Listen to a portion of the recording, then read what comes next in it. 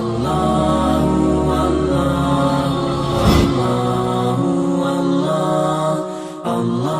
جل شانہ ارشاد فرماتے ہیں وَمَنْ أَحْسَنُ قَوْلًا مِّمَّنْ دَعَا إِلَى اللَّهِ وَعَمِلَ صَالِحًا وَقَالَ إِنَّنِي مِنَ الْمُسْلِمِينَ، اس سے بہتر کس کی بات ہو سکتی ہے جو اللہ کی طرف بلائے۔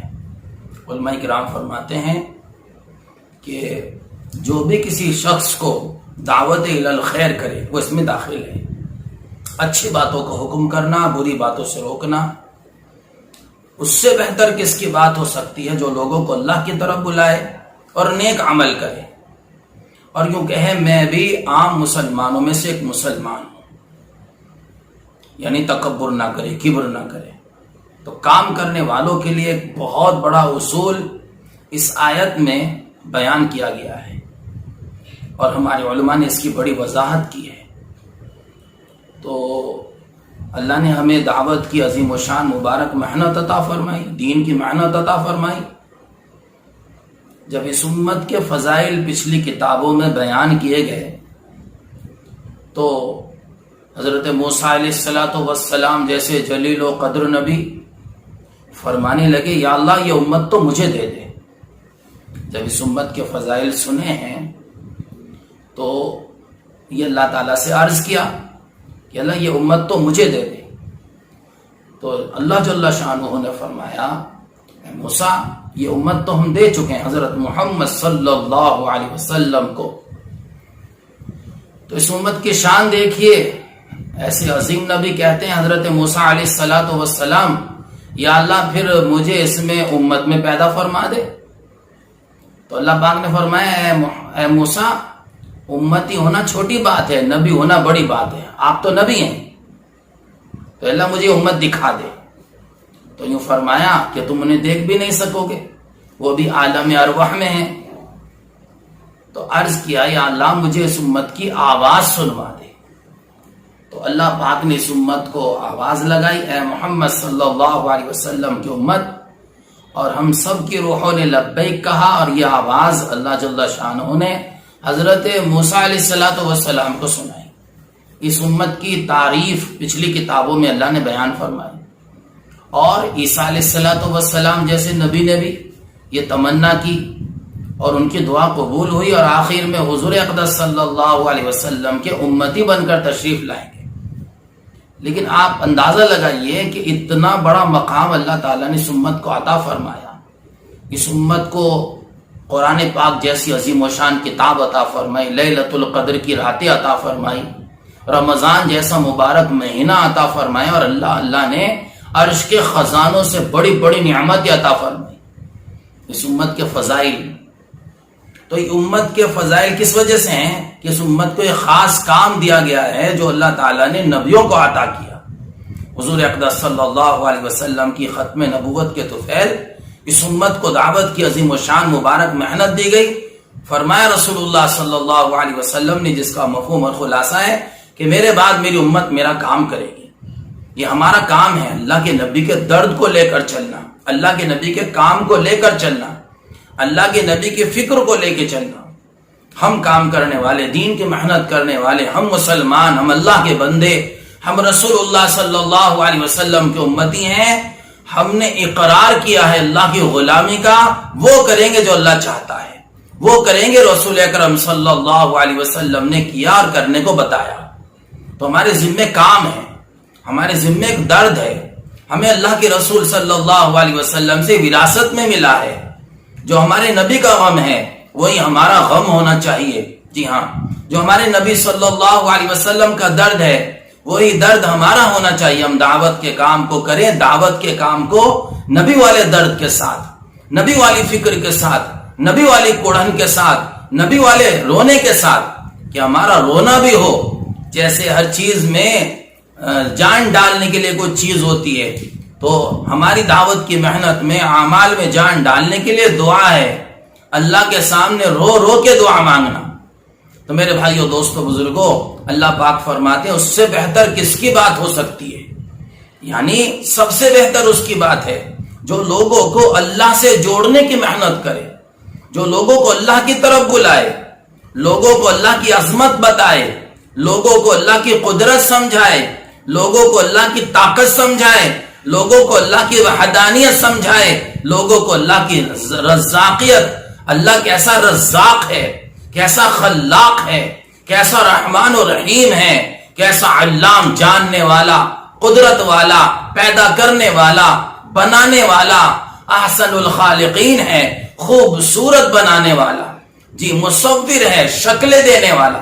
دنیا میں کتنے کروڑ انسان ہیں، سب کی شکلیں اللہ نے الگ الگ بنائی ہیں۔ اللہ کے پاس شکلوں کے لامحدود خزانے ہیں، الگ الگ مزاج ہیں، اللہ کے پاس مزاج کے بھی لامحدود خزانے ہیں۔ ہر ایک کے ہنسنے کا انداز بھی الگ ہوتا ہے، چلنے کا انداز بھی الگ ہوتا ہے، آواز بھی الگ ہوتی ہے۔ یہ سارا کا سارا اللہ کا نظام ہے۔ اللہ کے پاس ہر نعمت کے لامحدود خزانے۔ لوگ روزانہ دنیا میں اولادیں ہوتی ہیں اور بچے پیدا ہوتے ہیں، تو اندازہ لگایا گیا تو 4 لاکھ بچے روزانہ پیدا ہوتے ہیں، اس سے کم زیادہ بھی ہو سکتے ہیں۔ 8 لاکھ آنکھیں اللہ روزانہ بنا رہا ہے، 8 لاکھ کان اللہ روزانہ بنا رہا ہے، 4 لاکھ زبانیں بولنے والی اللہ روز بنا رہا ہے، اور دماغ سوچنے والے اللہ روز بنا رہا ہے۔ کیا اللہ کی قدرت ہے، کیا اللہ کی طاقت ہے، کیا اللہ کے خزانے ہیں، کیا اللہ کی وحدانیت ہے، کیا اللہ کی رزاقیت ہے۔ چلنے کا انداز، سوچنے کا انداز، بولنے کا انداز، یہ اللہ نے کیسا زبردست نظام بنایا ہے۔ تو میرے بھائیو، دوستو، بزرگوں، ہمارا کام ہے لوگوں کو اللہ کی طرف بلانا، ہمارا کام ہے لوگوں کو اللہ کی وحدانیت سمجھانا، ہمارا کام ہے لوگوں کو کیا کہتے ہیں، ایمان سیکھو، ایمان سیکھنے کی دعوت دو، اللہ کی بڑائی بولو، اللہ کی قدرت بولو، اللہ کی طاقت بولو، اللہ کی وحدانیت اور رزاقیت کو بولو۔ ہاں، یہ کام ہے دعوت کا۔ کیا کہتے ہیں، نماز پڑھو، نماز پڑھنے کی دعوت دو، علم سیکھو، علم سیکھنے کی دعوت دو، اللہ کا ذکر کرو، ذکر کرنے کی دعوت دو، اپنے اخلاق کو اچھا بناؤ، اخلاق اچھے بنانے کی دعوت دو، اخلاص سے عمل کرو، اس کی دعوت دو، دعوت کی محنت کرو، دعوت کی دعوت دو۔ اب کوئی نبی نہیں آئے گا، جی ہاں، اب کوئی نبی نہیں آئے گا، اب کوئی نبی نہیں آئے گا۔ اب میرے بھائیو، دوستو، بزرگوں، پیارے نبی صلی اللہ علیہ وسلم نے فرمایا کہ میرے بعد کوئی نبی نہیں اور تمہارے بعد کوئی امت نہیں۔ جی، ہمارے نبی آخری نبی، ہماری کتاب قرآن پاک آخری کتاب، شریعت مکمل ہو گئی، دین مکمل ہو گیا حضور اقدس صلی اللہ علیہ وسلم کی ذات اقدس پر۔ تو ہمیں کیا کرنا ہے؟ ہمیں دین کی محنت کرنی ہے، ہمیں اللہ کی اطاعت کرنی ہے، ہمیں اللہ کی بات کو لے کر پورے عالم میں پھرنا، یہ ہمارا کام ہے۔ دنیا میں دین کو زندہ کرنا یہ ہمارا کام ہے، دین کی محنت کو لے کر چلنا یہ ہمارا کام ہے، دین پر جان مال کی قربانی دینا یہ ہمارا کام ہے، دین عالم میں زندہ ہو اس کے لیے اللہ کے سامنے رونا یہ ہمارا کام ہے۔ ہم نے اللہ کے کام کو، اللہ کے دین کی محنت کو اپنی زندگی کا مقصد نہ بنایا، اس لیے جگہ جگہ قرآن پاک کے اندر اللہ جل شانہ اس کام کی عظمت کو بیان کرتے ہیں۔ یہ اللہ کے راستے میں نکلنا، جان قربان کرنا، جو صحابہ نے جان قربان کی، وہ چیز مقصود ہے جو صحابہ لے کر چلے ہیں۔ جی ہاں، اسی پر آنا ہے، اسی پر لانا ہے کہ پورے عالم میں امن و امان قائم ہوگا اس ترتیب پر جس ترتیب پر صحابہ نے امن و امان قائم کیا ہے۔ صحابہ کی زندگی ہمارے لیے نمونہ ہے، قیامت تک آنے والے انسانوں کے لیے صحابہ کی زندگی نمونہ ہے۔ اسی ترتیب پر عالم میں دین زندہ ہوگا، اسی ترتیب پر، انہی مجاہدوں پر، انہی قربانیوں پر پورے عالم کے اندر انقلاب پیدا ہوگا۔ صحابہ نے جو ترتیب قائم کی ہیں جان مال کی قربانیوں کی، وہی اصل ترتیب امن و امان لانے کی ہے۔ اگر اس سے ہٹ کر چلیں گے تو امن و امان آنے کا کوئی سوال ہی پیدا نہیں ہوتا۔ اس لیے ہمیں صحابہ کی سوچ سے ہماری سوچ میل کھا جائے کہ میرے آقا نبی کریم صلی اللہ علیہ وسلم نے فرمایا میرے صحابہ ستاروں کے مانند ہیں، ستارے ہیں، ستارے صحابہ۔ صحابہ کی عظمت دلوں میں ہو اور صحابہ کی قدر دلوں میں ہو اور صحابہ کی سیرت ہمارے سامنے ہو اور صحابہ کی محنت ہمارے سامنے ہو اور صحابہ کی قربانی ہمارے سامنے ہو اور صحابہ کا رونا اور صحابہ رضی اللہ تعالیٰ عنہ کی نمازیں اور صحابہ رضی اللہ تعالیٰ عنہ کے تمام واقعات ہمارے سامنے مستحضر ہوں، انہیں سامنے رکھ کر چلیں، قدم با قدم چلتے چلے جائیں، سیدھا جنت الفل اللہ صحابہ کے ساتھ ہمارا حشر فرمائیں گے۔ اس لیے ادھر ادھر نہیں جانا ہے، جی ہاں بہت ساری گلیاں، پھر گلیوں میں بہت گلیاں، پھر ان گلیوں میں اور گلیاں، نہیں ایک سیدھا راستہ ہے کیا کہ میرے صحابہ ستاروں کے مانند ہیں، ایک کا بھی اتباع کر لو گے کامیاب ہو جاؤ گے، ایک کے بھی پیچھے چل پڑو گے منزل مقصود پر پہنچ جاؤ گے۔ کہ سارے صحابہ ہدایت یافتہ ہیں، سارے صحابہ داعی ہیں، سارے صحابہ اللہ کی راہ کے مجاہد ہیں۔ اللہ ہمیں مجاہد بنا دے، اللہ ہمیں بھی جان مال کی قربانی دینے والا بنا دے صحابہ کی ترتیب پر۔ تو میرے بھائیو دوستو بزرگوں، اسی لیے کہتے ہیں کہ حضرت بلال نے کوڑے کھائے دعوت کی عظیم و شان مبارک محنت پر، حضرت خباب رضی اللہ تعالیٰ خون اور چربی لگائی دعوت کی عظیم و شان مبارک محنت پر کہ ایسے عالم میں دین زندہ ہو جائے۔ حضرت ابوبکر صدیق رضی اللہ تعالیٰ عنہ نے مار کھائی، بے ہوش ہو گئے، ادمرے ہو گئے، لیکن دین کی محنت کو نہ چھوڑا۔ حضرت عمر رضی اللہ تعالیٰ عنہ کا کیا بنا، کیا قربانیاں پیش کی ہیں، قیامت تک آنے والی انسانوں کو پیغام دیا۔ حضرت عثمان غنی رضی اللہ تعالیٰ عنہ کی قربانیاں، حضرت علی رضی اللہ تعالیٰ عنہ کی قربانیاں، حضرت سمیہ رضی اللہ تعالیٰ عنہ ابو جہل نے بڑا ستایا، بڑے دکھ اور تکلیفیں پہنچائیں، لیکن کلمہ نہ چھوڑا، محنت نہ چھوڑی، ایمان نہ چھوڑا، دعوت کی راہ میں قربانی دی۔ ابو جہل نے برچھا مارا، بڑھاپے میں، ذوق میں، کمزوری میں شہید ہو گئیں، لیکن دعوت کی محنت اور دین کی محنت اور کلمے کی محنت اور رسول اللہ کا دامن نہ چھوڑا۔ حضرت خنسہ رضی اللہ تعالیٰ عنہ 4 جوان بیٹے اللہ کے راستے میں قربان کرائے ہیں، اللہ کے دین کی محنت کے لیے، عالم میں اللہ کا دین زندہ ہو، اللہ کی بات چلے، اللہ کے رسول کی بات چلے، قرآن کے احکامات نافذ ہو جائیں، اس کے لیے صحابہ نے سب کچھ لگایا۔ جی ہاں حضور اقدس صلی اللہ علیہ وسلم نے لگایا، اور پیارے نبی صلی اللہ علیہ وسلم کا پورا گھرانہ قربانیاں دیتا رہا۔ حضرت فاطمہ رضی اللہ تعالیٰ عنہ قربانیاں دیتی چلی گئیں۔ حضرت فاطمہ رضی اللہ تعالیٰ عنہ کے فاقے دیکھیے، حضرت فاطمہ رضی اللہ تعالیٰ عنہ کی زندگی اٹھا کر دیکھیے، کتنی قربانیاں دی ہیں۔ یہ دین ایسے نہیں ملا، یہ دین قربانی سے ملا ہے۔ اگر ہم چاہتے ہیں عالم میں اللہ کی بات چلے، ہمیں جان مال کی قربانی دینی ہوگی۔ اس لیے میرے بھائیو دوستو بزرگوں، چھوٹی سی ہماری زندگی ہے، ان قریب ہمیں مرنا ہے، دنیا سے چلے جانا ہے، قبر کا وحشتناک گڑھا ہمارا ٹھکانہ ہے، قیامت کے دن اللہ کے سامنے کھڑا ہونا ہے، ایک ایک پل کا حساب دینا ہے۔ ہم تو دنیا میں آخرت کی تیاری کرنے آئے ہیں، یہ دنیا دھوکے کا گھر ہے۔ جی ہاں، تو دعوت کی عظیم و شان محنت ہماری زندگی کا مقصد ہے۔ اس کے لیے اللہ نے ہمیں پیدا کیا۔ اس امت کی عزت، اس امت کو عزت نہیں مل سکتی جب تک یہ صحابہ کی ترتیب پر دعوت کی محنت کو لے کر کھڑی نہ ہوگی۔ اس کی کامیابی کا کوئی راستہ نہیں ہے۔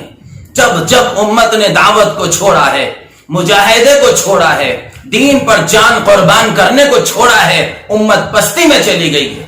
ہر زمانے کے اندر جب امت عروج پہ آئی ہے تو وہ ان باتوں پر آئی ہے جو باتیں صحابہ لے کر کھڑے ہوئے ہیں۔ اس لیے میرے بھائیوں، میرے دوستوں، میرے بزرگوں، میرے عزیز ساتھیوں، آج سے ہم فیصلہ کریں، ہم اللہ کے دین کی محنت کو اپنی زندگی کا مقصد بنائیں گے، ہم دعوت کی محنت کو اپنی زندگی کا مقصد بنائیں گے۔ جی ہاں، محنت ہو دنوں میں، رات کو اللہ کے سامنے رونا ہو، امت کے لیے رونا ہو، دنیا کا کوئی انسان جہنم میں نہ جائے، دنیا کا کوئی کسی مذہب کا انسان جہنم میں نہ جائے، سارے ایک مذہب پر جمع ہو جائیں، وہ مذہب جو مالک اور خالق نے طے کیا ہے۔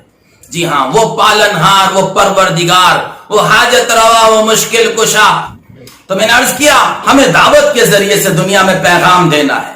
اپنے مالک کو پہچانو، اپنے خالق کو پہچانو، وہ کون ہے؟ وہ اللہ ہے، وہ اللہ ہے، وہ ایک اکیلا اللہ ہے، وحدہ لا شریک ہے، اس کا کوئی شریک نہیں، اس کا کوئی مثل نہیں، اس کی کوئی مثال نہیں، اس جیسا کوئی ہے ہی نہیں۔ جب کچھ نہ تھا تو ایک اکیلا اللہ تھا، جب کچھ نہ رہے گا تو ایک اکیلا اللہ ہی رہے گا۔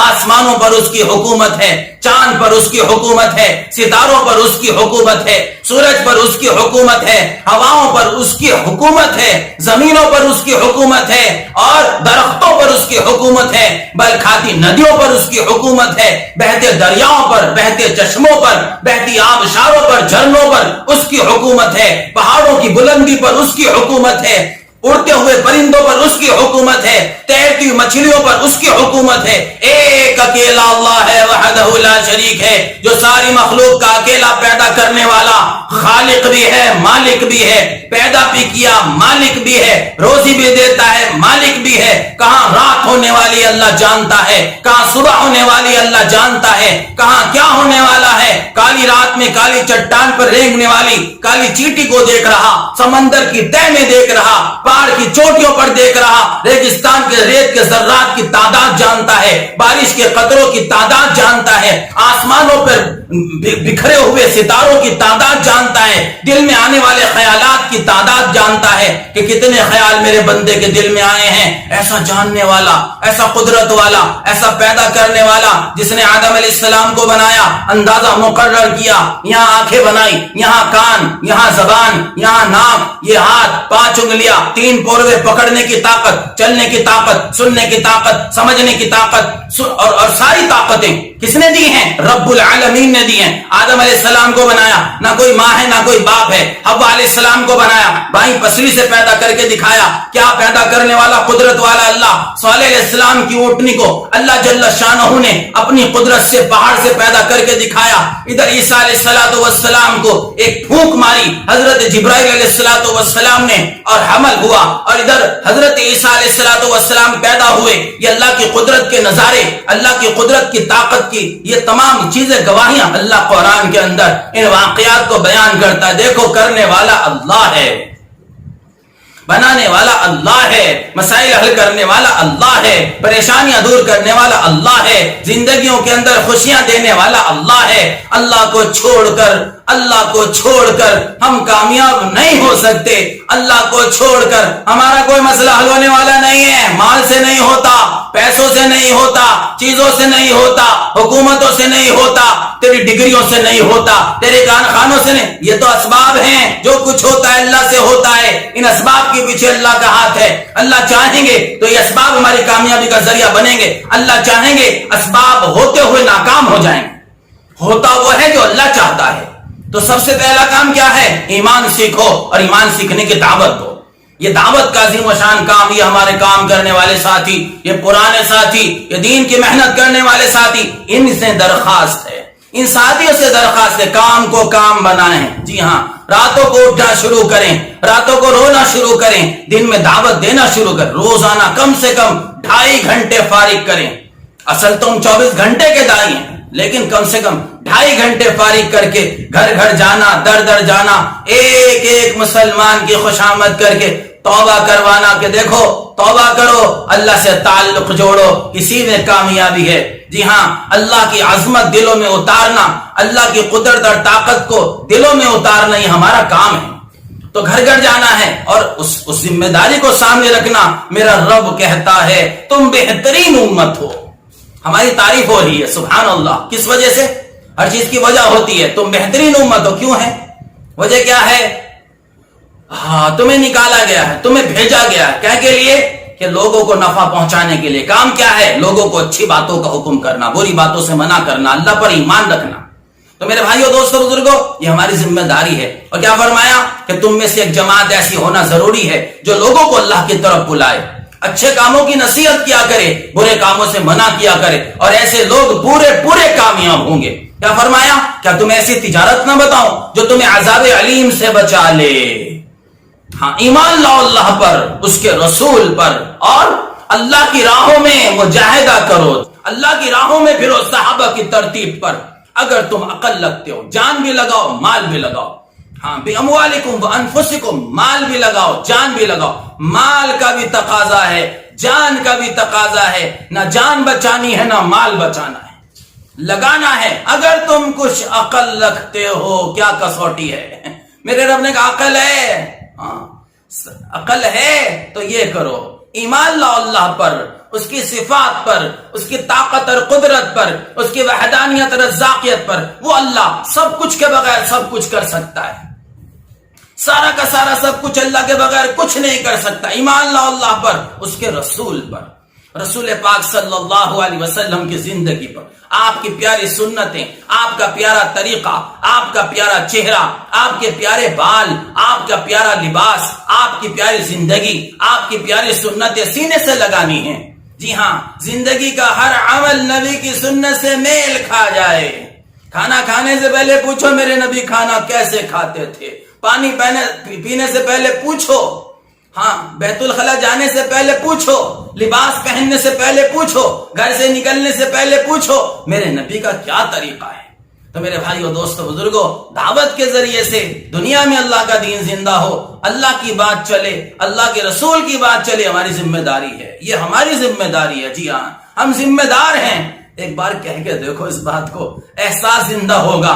ہم ذمہ دار ہیں، سارے عالم کے انسانوں کو اللہ کی بات پہنچانا یہ ہماری ذمہ داری ہے، یہ ہماری اولاد کی ذمہ داری ہے، یہ ہماری نسلوں کی ذمہ داری ہے۔ ساری دنیا کے انسانوں کو جہنم سے بچانے کی فکر کرنا، ساری دنیا کے انسانوں کو جہنم سے بچانے کے لیے دعائیں کرنا، محنت کرنا، جان مال قربان کرنا، یہ ہماری ذمہ داری ہے۔ قیامت میں ذمہ داری کا سوال ہوگا، اللہ کے رسول ہوں گے، صحابہ ہوں گے، اگر ہم سے پوچھ لیا کیا کر کے آئے ہو تو کیا جواب دیں گے؟ ہاں، یہاں ہمیشہ رہنا نہیں ہے، اس لیے ہم سوچیں، فیصلے کریں، فیصلے کہ انشاءاللہ نبی کے کام کو، نبی کے درد کو اپنی زندگی کا مقصد بنائیں گے۔ آج تک جو زندگی دعوت کی راہ میں غفلت میں گزری، اللہ نے ہمیں قبول کیا ہے، اللہ نے ہمیں پسند کیا ہے۔ جی، خصوصاً وہ ساتھی جو پہلے تبلیغ میں لگے ہوئے نہیں تھے، دین کی محنت میں نہیں لگے ہوئے تھے، اللہ نے دین کی محنت میں لگایا۔ اس سے پہلے زندگی نافرمانیوں کے راستے پر گزر رہی تھی، جی ہاں، گناہوں میں ڈوبے ہوئے تھے، نافرمانیوں کے راستے پر تھے، راتیں بھی غفلت میں تھیں، دن بھی غفلت میں تھے۔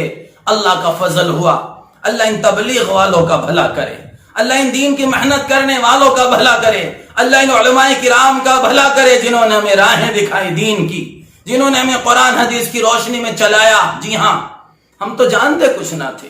جی، میں پہلی بار جب جماعت میں نکلا 10 دن کے لیے نکلا تو پوری زندگی گناہوں سے لبریز تھی، نکل کے احساس ہوا، نکل کے پتا چلا حق کیا ہے، باطل کیا ہے، صحیح کیا ہے، غلط کیا ہے۔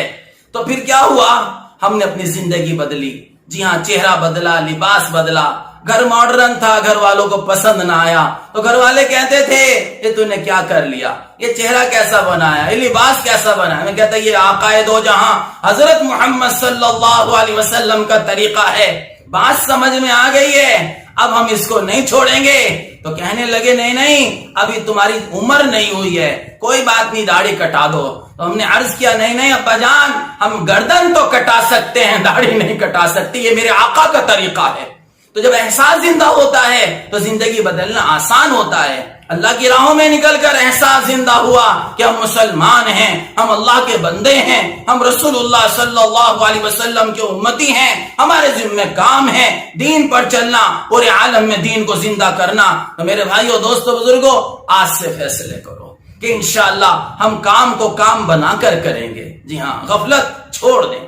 تو سوچنا چاہیے، ہمیں قدر کرنی چاہیے دعوت کے کام کی۔ اس دعوت کے کام کی برکت سے، دین کی محنت کی برکت سے، علماء کرام کی خدمتوں میں جانے کی برکت سے ہمیں دین ملا ہے، اور یہ چہرہ نبی جیسا بنا، یہ لباس نبی جیسا بنا دعوت کی برکت سے، یہ سر پہ امامہ دعوت کی برکت، یہ بال سنتی دعوت کی برکت، یہ زندگی میں دین دعوت کی برکت، یہ نمازوں کا اہتمام دعوت کی برکت، جو جس دعوت کی برکت سے ہمیں عزت ملی، راحت ملی، چین ملا، سکون ملا، تو ہم اس سے کیوں منہ موڑتے ہیں؟ کیوں اسے پیچھے کر کر دنیا کو آگے رکھ لیتے ہیں؟ دنیا کو پیچھے رکھو، چھوڑ کر چلے جانا ہے، دعوت کو آگے رکھو، دعوت کی ترتیب کو آگے رکھو، گشتوں کی محنت کو آگے رکھو، مشورے کو آگے رکھو، تعلیم کو آگے رکھو۔ دعوت کی محنت کے ساتھ، میں ساتھیوں سے عرض کیا کرتا ہوں، دعوت کی محنت کے ساتھ کھانا بھی ہے، کمانا بھی ہے، بیوی بھی دیکھیں گے، بچے بھی دیکھیں، ماں باپ کی خدمت بھی کریں گے، خدمت بھی کریں گے، کاروبار بھی کریں گے، حلال بھی کریں گے، لیکن دعوت کی محنت کے ساتھ وقت واحد میں ساری ذمہ داریاں پورا کرنے کا نام دین ہے۔ کدھر سے منہ موڑ کے نہیں، بیوی سے منہ نہیں موڑیں گے، بچوں سے منہ نہیں موڑیں گے، ماں باپ سے منہ نہیں موڑیں گے، ہر حال میں دعوت کا کام کریں گے۔ اللہ ہم اس کے لیے قبول فرمائے، اس کے ارادے کرو، ارادے۔ آج تک جو غفلت ہوئی اللہ معاف فرمائے، آج سے انشاءاللہ ثم انشاءاللہ ہم دعوت کے کام کی موجودہ ترتیب جو ہمارے بڑوں نے بتائی اس پر محنت کریں گے۔ اللہ تعالی ہم سب کو عمل کرنے کی توفیق عطا فرمائے، استغفار توبہ کرنے کی توفیق عطا فرمائے، اور موت تک ہر حال میں دعوت کی محنت کرنے کی توفیق عطا فرمائے۔ مزید بیانات کے لیے چینل کو سبسکرائب کریں۔